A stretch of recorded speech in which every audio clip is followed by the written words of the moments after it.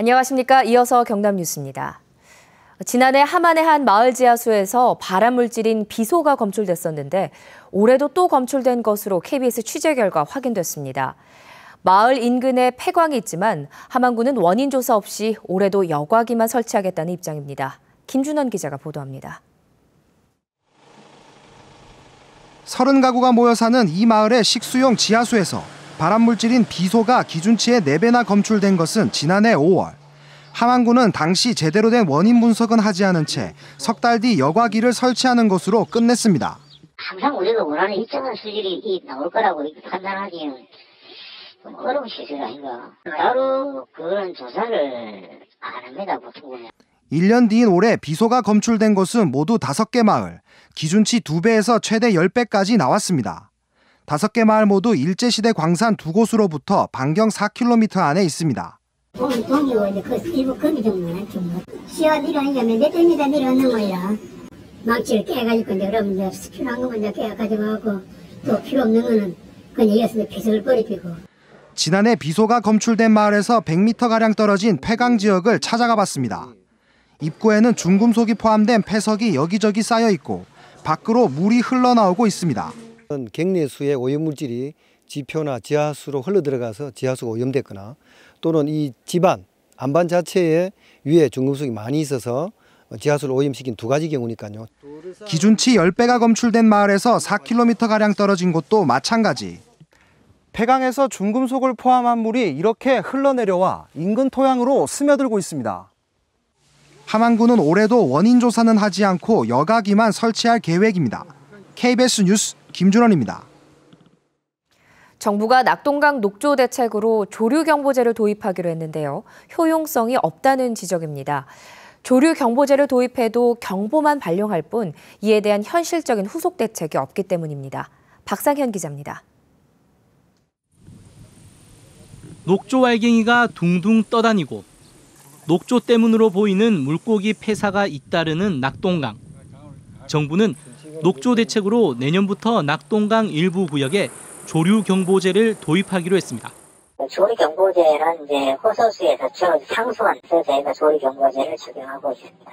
예, 취소는 있기 때문에 저희가 시범 운영을 하고 있는 구간이거든요. 그러나 조류경보제는 강이 아닌 호수에 적용해온 제도 때문에 정부가 보로 물길이 막힌 낙동강을 사실상 호수로 인정했다는 지적입니다. 수질의 관리 목표를 과연 달성할 수 있을 것인지에 대해서는 사실 저희는 계속 의문을 던지고 있는 것이고 전체의 관리 체계를 바꿀 수도 있는 문제라고 생각하고 그런 우려는 충분히 할 수 있다고 생각합니다. 게다가 조류경보제는 발령 기준에 따라 알림 기능만 있을 뿐 후속 조치를 규정한 지침이 없습니다. 바다의 적조는 황토 등을 통해 없앨 수 있지만 하천의 녹조를 없애는 현실적인 방법이 없기 때문입니다. 황산구리라는 아주 살조제가 있거든요. 그러면 구리 자체가 이제 또 중금속 아닙니까? 거기에 굉장히 민감하기 때문에 그걸 사용을 못하고 있습니다. 녹조 현상은 갈수록 기승을 부리고 있지만 정부는 뚜렷한 대책을 내놓지 못해 낙동강을 식수로 쓰는 주민의 불안은 여전합니다. KBS 뉴스 박상현입니다.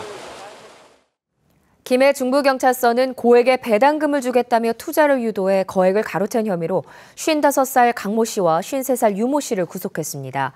이들은 지난 2012년 4월부터 7월까지 사설경마장과 펀드에 투자를 유도해 11명으로부터 모두 11억 원을 가로채 해외로 달아난 혐의를 받고 있습니다. 경찰은 국제공조수사로 지난 5월 베트남 현지 공안이 이들을 체포했다고 설명했습니다. 교도소에서 보낸 협박 편지로 인해 50대 남성이 출소하자마자 경찰에 붙잡혀 구속됐습니다.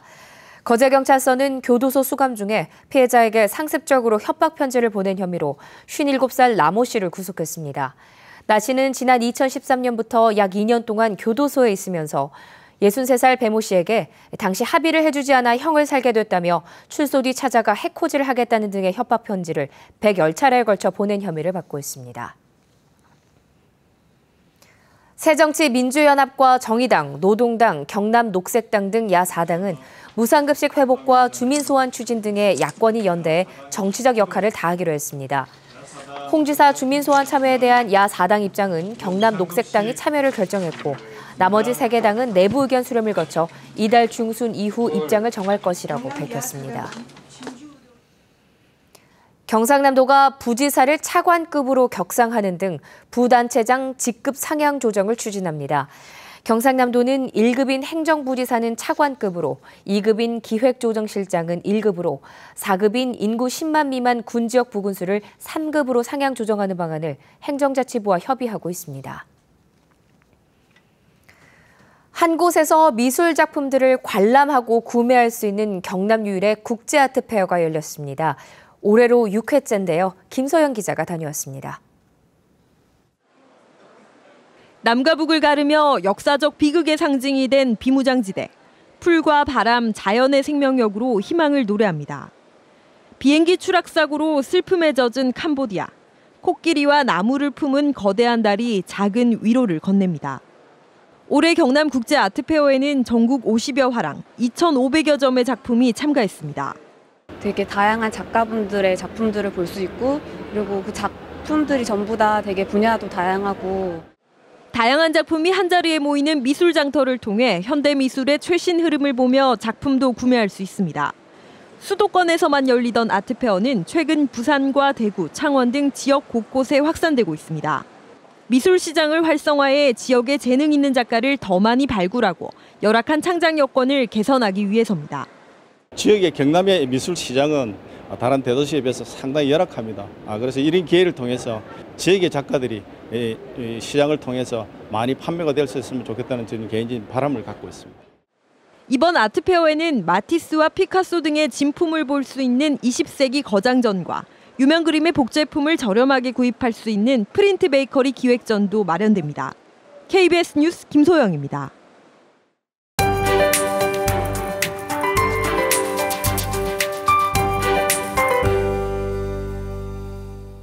벌써 또 금요일입니다. 한 주가 빠르게 지나가는데요.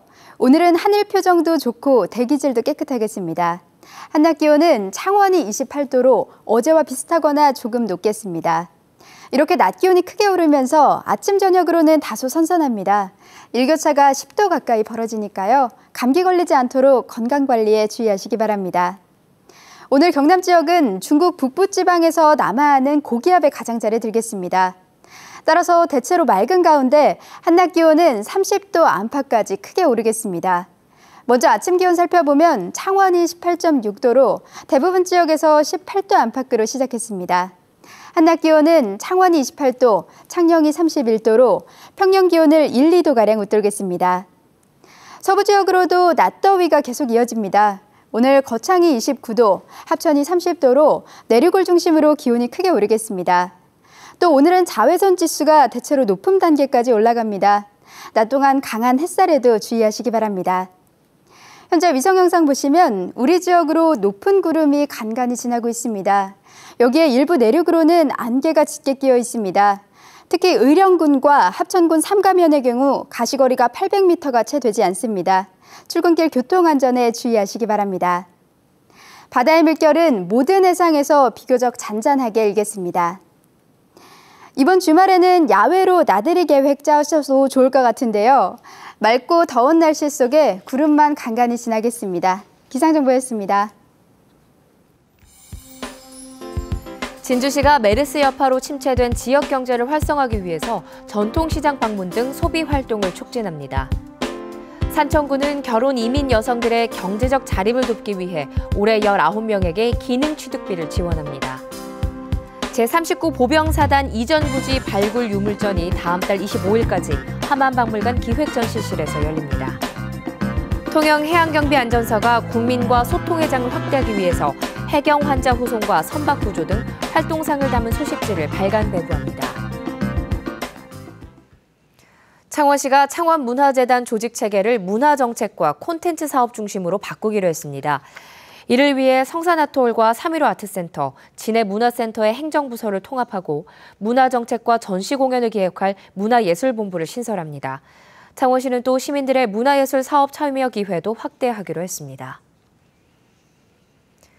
경상남도가 오늘 진주에서 열릴 경남도청 서부청사 기공식에 경남 지역 국회의원은 초청하지 않았습니다. 경상남도는 서부청사 기공식에 도의회 의장과 시장 군수 등 2천여 명을 초청했지만 자치단체 자체 행사라는 이유로 국회의원은 한 명도 초대하지 않았다고 밝혔습니다. 하지만 서부 경남 지역 국회의원들은 지역에 의미 있는 행사여서 가급적 참석하겠다는 입장입니다. 창원시가 메르스 확산을 막기 위해 2주 동안 폐쇄됐던 창원 SK병원의 정상 운영을 적극 지원하기로 했습니다. 창원시는 우선 경남은행과 우리은행을 통해 8억 원의 융자 지원을 알선하고 대출이자 2%포인트에 해당하는 금액과 신용보증 수수료를 지원하기로 했습니다. 또 지방세를 최장 1년까지 유예하기로 하고 직원의 종합건강검진기관으로 지정해 병원 이용을 유도할 계획입니다. KBS 뉴스를 마칩니다. 고맙습니다.